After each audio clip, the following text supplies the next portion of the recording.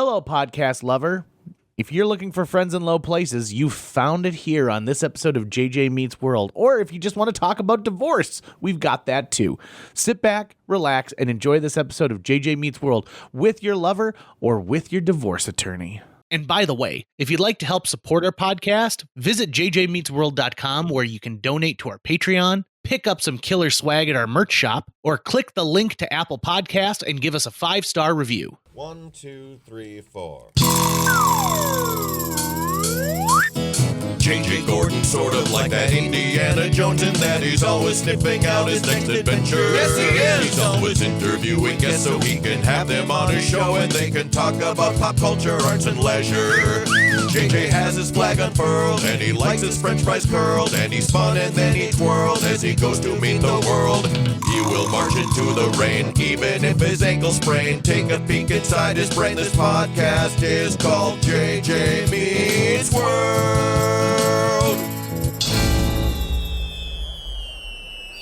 I think it's T's Coffee Talk. T's Coffee Talk? Yeah, because it's like big capital T. I think it's T's Coffee Talk, and I don't know who T is. So was this a KFGO show at one point? No. Are you sure? Yeah, I'm positive that we did not have a show called Coffee Talk because... Well, no, T's Coffee Talk. No, but we have a rival who has a show called Coffee Talk, and if that launched a couple of years ago, and if there had been a previous show that we had called Coffee Talk, there would have been litigation. Is this from the rival then? No, I can tell you because their show is not called T's Coffee Talk. There was never anyone who had the first name or last name of T on it. And I was there when I watched the show launch. Also, I don't think that they've got merch, if I'm going to be honest. In the O on coffee, which I think they were maybe trying to... At first, I thought they were trying to style it to look like a coffee bean. Yeah. But it looks like it's got maybe initials like TY or TJ in cursive in them. Yeah. So I think T is a person. Yeah. But their logo is awful. Yeah, it's not great. That's for sure. And it ended up here. Yeah, a lot of people bring us mugs of different stuff that they see over the years. We also have a lot of mugs that say like CNN. We have a lot of mugs that say CBS, different news agencies. What do you look for in a good mug? I don't give a shit about mugs. Are you kidding me? Yep. I will use any mug. And because I don't drink coffee, I'm not drinking it on a regular basis. So my mug is for tea. That's right. Yep. Occasionally hot chocolate. I forgot that about you. Right? But recently I made my wife go through all of our coffee mugs. I'm like, you need to get rid of half of these. You get one shelf in the cupboard and that's it. And that's it. And you're done. She's like, well, I like this one because it's got this insulated bottom and I like this one for this. And I'm like, I don't need you to tell me what you like and don't like.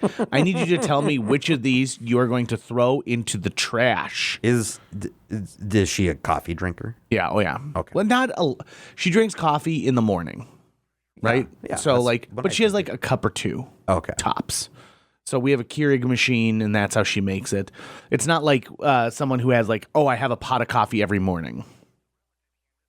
T's Coffee Talk refers to a branded social media and lifestyle segment by Trisha Yearwood. There you go. So this is Trisha Yearwood's Coffee Talk. Oh, it's TY. Yeah. TY? Trisha Yearwood. There you go.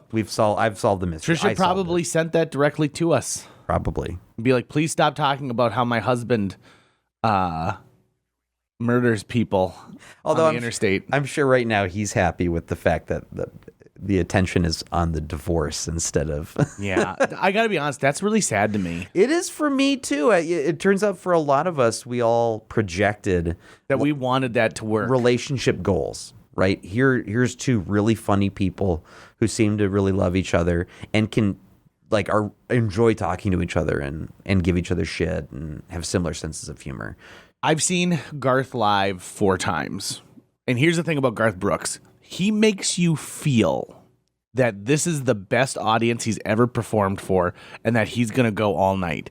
Even though you're at the 7 o'clock show and there is a 10 o'clock show that will be starting no matter what at 10 o'clock. But he makes you feel like you're the best audience that he's ever had. He is a showman he is a modern day P.T. Barnum, right? Like he just does a great job. His drummer has this like circular metal cage. So it's like a metal ball, but it's got these.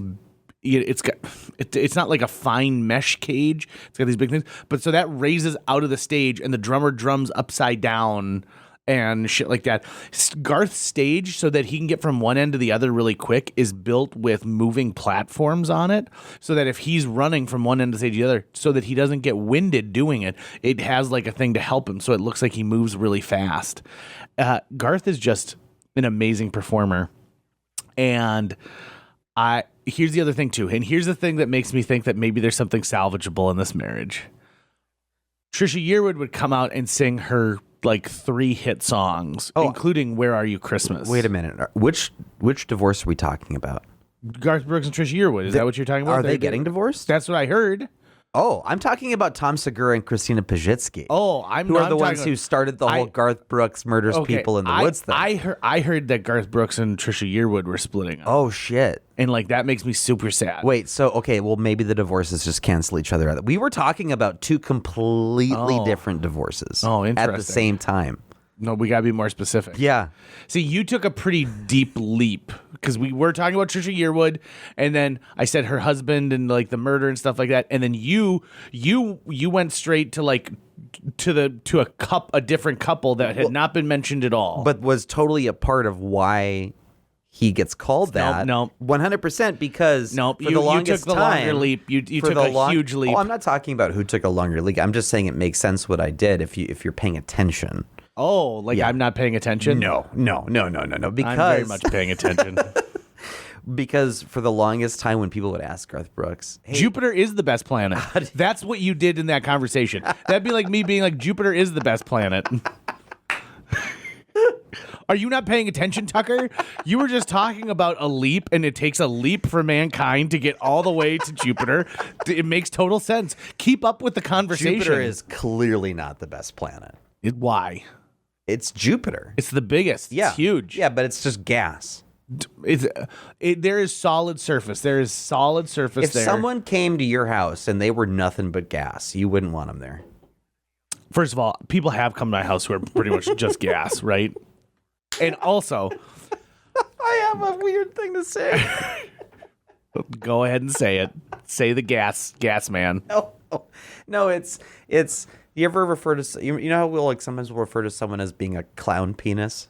Yeah. Right. Clown penis .fart. .fart. I was thinking to myself, there has to be a distinction between someone who is a clown penis and someone who is a clown penis .fart. Ooh. And I think the .fart is I think both are completely like objectionable. You don't want them around. Like there's no one wants a clown penis. Yeah. In the space. Uh-huh. I think a clown penis .fart is someone who actually ruins the environment they're in too. Because they like not only is this clown penis here, but now this whole place sucks because they're here. I have to leave, just like they dropped a fart. Okay, just so you know, according to an article published just days ago, Trisha Yearwood on her marriage to Garth Brooks, it's not perfect. But we still annoy each other, and we're still together. So the rumors of them splitting are like, I want to be clear, we still annoy each other. It's not like we're perfect. So clearly, like, maybe there was some kind of marital woe, but they are still together, in fact. And I was going to say, during Garth Brooks' concert, when Trisha Yearwood comes out and sings, he steps out of the spotlight. He doesn't leave. He doesn't go take a rest. He doesn't go grab himself an energy drink. He stays and he plays backup on the guitar while his wife sings. Well, his wife sings "Where Are You Christmas" in fucking April because that's one of her only big hits. Like, you know, I would love to see a Garth Brooks concert. I really would. I remember, I want to say that was like the first big concert that the Fargo Dome landed. It was a major opening concert. That was huge for this town. If I saw a Garth Brooks concert, I would be disappointed if 2 things happened. Okay. One is if he comes out wearing a baseball cap instead of a cowboy hat. Okay. Because he does both. Yeah, I've seen that. He does both, and fine. But I'm like, I want the full Garth Brooks. I want Garth Brooks in his complete form, and the cowboy hat should be a part of it. Yeah. I mean, I think that's his that is his look. The second thing would be if he relies too much on having the audience sing his songs for him. Oh, which does not happen. It doesn't? Okay, No, great. but here's what He does it for the dance a lot. So here's the thing. Here's what he does. So there's like 3 songs where there's a live version, and the only place you're ever going to see it is live. It's not a recorded version. So, like, for example, like Pina Coladas. Like, bring me 2 Pina Coladas, Friends in Low Places. So he does this thing where, like, he gets to it and he goes, you all know what's going to happen, don't you? You all know that you're at a Garth show and we're going to get the 3rd chorus to Friends in Low Places. And you are excited about it. And, like, the crowd goes crazy, right? And so, like, he's like, all right, so bring me 2. And then he lets the crowd go, Pina Coladas. I gotta have one for each. I said sail with Captain Morgan. Like, so he doesn't, like, just make the crowd do it. He gets them into it. He also says, like, hey, if one of these songs is a song that you fell in love to, hold that person close to you, give him a smooch during this. I mean, I'm serious. He's just a great showman. Yeah. He's got to be one of, if not the best-selling touring artist of all time. Right. Or at least up there. Oh, and like... Maybe not of all time just because of the logistics of how long someone tours for and blah, blah, blah, blah, blah. Like, Bob Dylan's been constantly touring since whenever. Do you know the big difference, though? Garth controls his tickets. Oh. So Ticketmaster, I think, is the group that sells them. But Garth Brooks says this: we are not selling $1,000 front row tickets. That's not happening. Every ticket at a Garth Brooks show costs the exact same amount of money. And it's meant for his fans to have just as much of a chance to be in the front row as anybody else. And they are, last time I bought tickets, they were $75 a piece. Oh, that is... Yeah. cheap. And so that's how much power he has as a touring musician. Right? But unlike a lot of other places, Garth will do 2 shows in a night. Garth will do 6 shows before he leaves an area. Hold on. I'm trying to think of who else right now could... obviously Taylor Swift, maybe Foo Fighters could fill, like a stadium. Right? Yeah, like routinely, like sure. Oh, they're gonna they've decided what stadium they plan on filling that week, right? I'm trying to think of who else is at that level right now. Yeah, and I'm sure that there's other people, but I think that they probably activate their fan base, and if you're not a part of their fan base, that's the beauty of like a Garth Brooks or Foo Fighters, right? Right. People who are not even a huge fan are going to those shows because it's a cultural touchstone. Bingo. It's a cultural phenomena. Yes. It's too big to ignore and pass up. Okay, so I'm gonna tell you. I asked ChatGPT to come up with some names of songs that sound like they'd be Garth Brooks songs, and gotta be honest, there's some good ones here. Are we about to create some false memories here? We are, yeah. Dust on the dashboard. Ain't no fence around my heart. 2-stepping through the rain. She left her boots by the door. The last beer in Tulsa. That one is tight. God damn. Cowboy in a company town. If this old truck could talk. Tonight I'm gonna be somebody. Red dirt, blue eyes. These probably all exist as songs just by other artists in country music. Another Saturday in a small town where the highway meets the sky. The bar stool knows my name. I'd ride 1,000 miles for you when the neon starts to fade. Mama, I'm coming home to Oklahoma. So not only is Garth Brooks an amazing performer, but he is also on my Mount Rushmore of Saturday Night Live hosts. Garth has hosted twice, I believe. Both times are damn bangers. The first time he hosted was in 1998, season 23, episode 14. It is one of the best episodes of that show. It is clearly, he went in and the writers were like, okay, so we're going to write some stuff. And he's like, yeah, let's write it. Let's see what we come up with. And here's some of the sketches that I love. One, it's Jim Brewer, Tim Meadows, and Will Ferrell. And they're all wearing cowboy garb, and they're sitting around like a campfire. And they're like, it was a hard day on the trail today. And they're like, yeah, it sure was. But, nothing will beat that sunset. Nothing else. And then like pans over and there's Garth Brooks and he's wearing his cowboy outfit and he's got like one of those microphones, those ear microphones that comes around, and he goes, yeah, there's really nothing like being a cowboy when your pyrotechnics go off just right and everything like this. And one of the other guys looks over and he goes, yeah, the thing I like the most is, when you're riding and you see that steer, moving over to the side, and it's about to give birth, and you help usher a new life into this world. Like, there's really nothing like being a cowboy. And then Garth goes, yeah, I know what you mean. Like when you're, when the swing system is just right, and you're on that giant cable flying over the crowd, and everyone's looking up at you cheering. Woo! Thank God I'm a cowboy. And it goes on like for a couple more examples, and finally they go like, we've been on this trail for 3 weeks. I don't think I've ever seen you before. And he goes, gotta go. And he just gets up and leaves.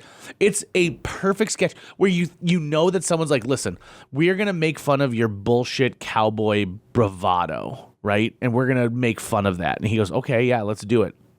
Then he does 2 different game show parodies in one. One of them hosted by Norm Macdonald called Who's More Grizzled? And Robert Duvall, who's up for an Oscar that year, also is on it. And so they put Garth in, it looks like the old miner makeup that they put Will Ferrell in the the sketch chickens. And so hamburgers. Cinnamon and gravy. So the game show is like Jeopardy, but it's about who is had the worst life, right? And so, one of them is the category is like times are tough. And so they're like, I'll take times are tough for 200. And then the answer is, ain't they? And he goes, I was moving a herd up Straw Ridge and we lost everything in a mudslide. And he goes, wow, that is definitely Grizzled. And then someone else brings it. He's like, my boy died at age 15. I buried him. I don't want to talk about that anymore. He goes, yes, you certainly are grizzled. So that's one. Who's More Grizzled as a game show. Then the next one, where you really know Garth is willing to do it, is called Old French Whore. And it's a game show where they team you up with an old French prostitute, and he plays one of the prostitutes, and they put him in this wig that it curves around his face. And he goes, hello, my name is Babette. And Sherry O'Terry plays a really over the top French prostitute. Molly Shannon's the other one. They're just great sketches. And then, so not only is he, and he's the musical guest too. Not only is he amazing in that, but then he comes back years later when he's doing his Chris Gaines thing. You remember that, where he tried to reinvent himself and I've got Chris Gaines. So he's the host and he does some amazing sketches, and then Chris Gaines is the guest. Wasn't that like a Walmart exclusive or something too? Something along those lines. Yeah, I mean, Chris Gaines was a failed experiment, right? He just wanted to try something else, and this one I'm sure he had too many yes men around him. And Garth, listen, I get it. So there's a sketch where Garth Brooks is backstage talking to Lorne Michaels. He's like, hey, Lorne, thank you so much for letting me host the show again. This is really a highlight of mine. I'm like, sure, Garth, it's always nice to see you. And Tracy Morgan walks up and he's like, Garth, you're so funny. This is great. He goes, but that Chris Gaines is a bitch. And he's like, oh, and he goes, who does that poser think that he is? And he can't even sing that well. And he goes, oh, you really think so? And he goes, yeah, and he's fat. So Garth walks off and he's all sad, and Lauren goes, Tracy, you know that Garth is Chris Gaines. And he goes, yeah, I do. Now give me some pita chips, bitch. And honestly, it's one of those things where because you'd have to pitch that to Garth, be like, Tracy's gonna come on pretending like he doesn't know, and he's gonna say exactly what the press has been saying about you. I do love the fact that at the end of it, Tracy's like, no, I'm just an asshole. I was bullying Garth Brooks. I was bullying Garth Brooks. I was doing. Which one was the one where Garth is caught in the perpetual trailers for the movie? That's the first time. That's the first time. That's the one that stands out to me. Oh, that's another good one. That's another good one with Tracy, too, where he stands up and starts dancing. There's a cultural touchstone for you, is that was the time when trailers were beginning to get a bit much. Yeah. Right? And it was like, God, there were none of the current advertisements, none of the stuff that you have to sit through now to go to a movie. It was just like, oh, God, there's 3 trailers. Well, and I think part of it was the parody of the fact that people were going to theaters to watch the trailer for something before like the movie started, and that kind of sprang forth this idea of like, well, isn't that dumb that we're only going to watch? That was Micho Black in Star Wars. In Star Wars, yeah. Which is just so good.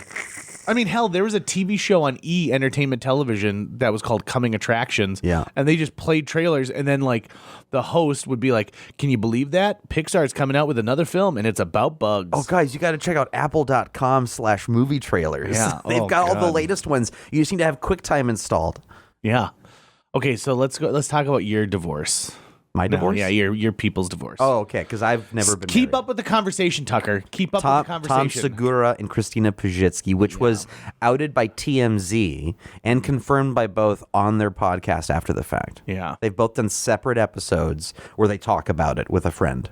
And have you listened to both episodes? I have. And what's your take on this? Because this is a very public divorce. It's a very public divorce, but the way they're approaching it makes me think that it is sort of it's a much more regular story of divorce where these two people changed over time and a bunch of things changed where their relationship went to a different place. It doesn't sound like there's any actual accusations of like infidelity or abuse or things like that. You would think that would be coming out with the amount of press and people who are paying attention to it.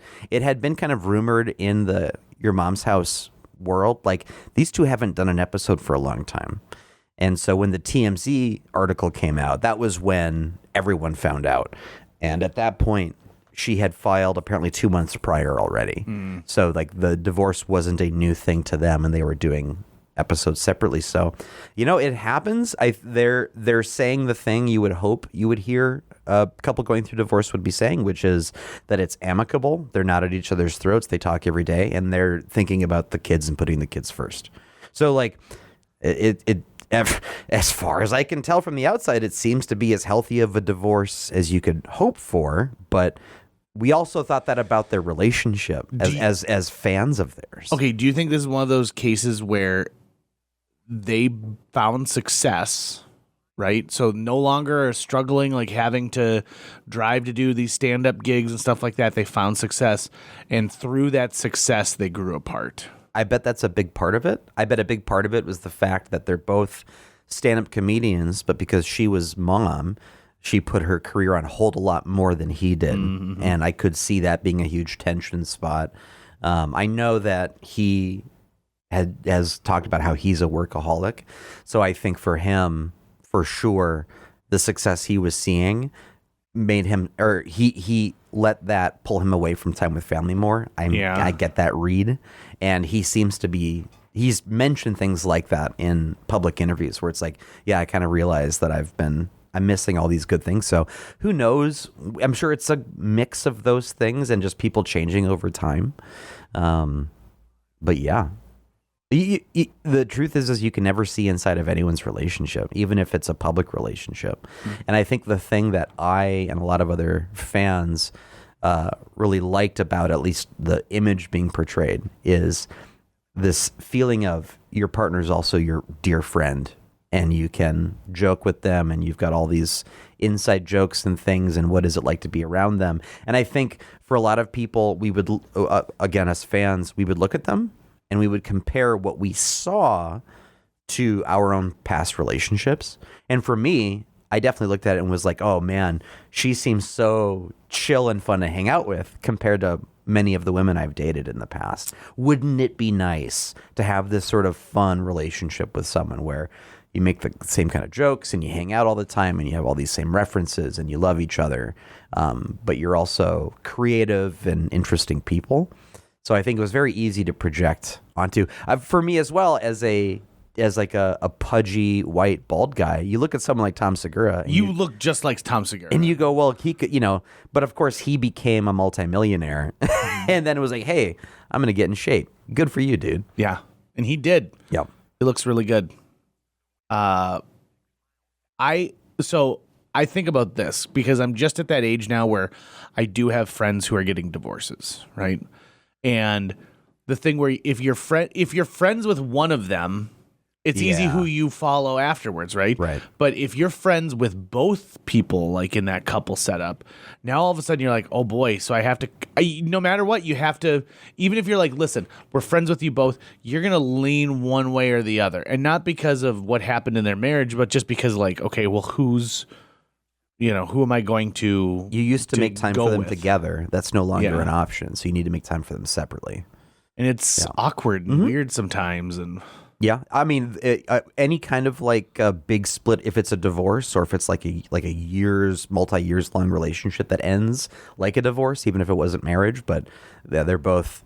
It's like, yep, I know that feeling very well. Yeah. Of, oh, mom's coming, let's get dad out of the room. Oh, dad's coming, let's get mom out of the room. We don't want these two together because it's just really uncomfortable when they're in the room together, and especially for the kids, it can be pretty uncomfortable. So, Right. yeah, I've seen a lot of divorce happen in my family, experienced it a lot. So I'm I have a very realistic view about it, but it has not put me off to the idea of marriage at all. If in fact, I think it's made me more likely to have a happy marriage if I find one. Because of like, well, I've seen these dynamics get made, and I'm already late enough in my life now where I wouldn't be a young man getting married. Well, so it'd be older and with more life experience. Yes. And I think that means something, right? Yeah. Like you've gone through all of these things in your life, so you know what you want, right? You want someone, let's say, who's going to be in that creative sphere, just like you are. I guess for me, it's more like I'll know it by the way they make me feel. Right? Like, oh, this person makes me feel this way. I want to be around them more. I want them in my life more. Then I'll know. You've done the dating apps, yeah? Yeah. Yeah. It's been a hot minute. Like, did you find any success with the dating apps? No. Of course, I got into the dating apps in 2020 when the world shut down for COVID. Oh, okay. Right? So, like, not the best timing. But all of the connections ended up being like spam bots, or like a lot of scams were just running rampant at that time. Mm-hmm. And I have not gone back to it. Did you fall for any of the spam bots at all? Like, was there ever like a moment where you're like, oh God, if only this was real? There was one where it never. Like the mask never got pulled off that it was a spam bot, but it definitely could have been. It seemed to be someone who was hiding behind something. Okay. And at first it seemed real, but then it didn't. But more often than not, you would be like, oh, hey, how are you? The whole point for me is to set up a coffee date. Okay. That's where the whole point is. Oh, nice to meet you. Do you want to get coffee? And then that's where I try to make it go to, because otherwise, how the hell do you know that you're talking to a real person? But I have not used them since 2020. What are you doing right now? Are you filling out a dating app? Yeah, for you. God damn it. No, actually, I like what ghouls. I like Just- milk steak. I have this ready for you. So these are some titles of Garth Brooks songs about you finding love. The Day Tucker Fell. Tucker Found His Forever. Tucker's Heart. Tucker and the Girl in the Red Dress. Now, this is the one if we're going to go for it is great. Tucker's Last First Date. Oh, I like that one, right? Yeah. Tucker's Got a Reason. When Tucker Learned to Love. A Cowboy Named Tucker. The Night Tucker Said Forever. Tucker Finally Found Her. The Heart of Tucker County. Tucker, hold on to her. Now, I also said, what about something for taking a girl out to coffee by a man named Tucker, written by Garth Brooks? And these are what he came up with. Tucker Takes Her Out for Coffee. Kind of phone that one in.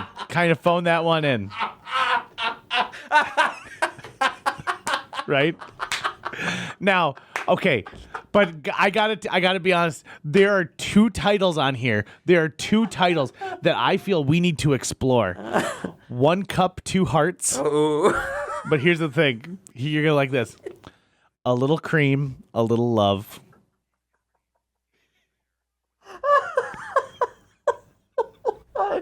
I'm just going to stay single. Yeah. That's going to wrap it up for today's show. If you enjoyed this episode and would like to help us continue to produce new episodes each week, visit jjmeetsworld.com, where you can donate to our Patreon, pick up some swag at the merch shop, or follow our link to Apple Podcasts and leave us a 5-star review. You can also follow us on social media. We're on Facebook, Instagram, Twitter, YouTube, all the sites the cool kids are using these days. JJ Meets World is produced every week by Tucker Lucas. You can find out more about Tucker's work by visiting moonbasemaria.com. If you want to get in touch with your host with the most, check out linebenders.com, where you can find direct contact info for JJ or booking information. It was a man named Tucker who met a girl, but I can't think of a word that rhymes with Tucker other than, well, you know.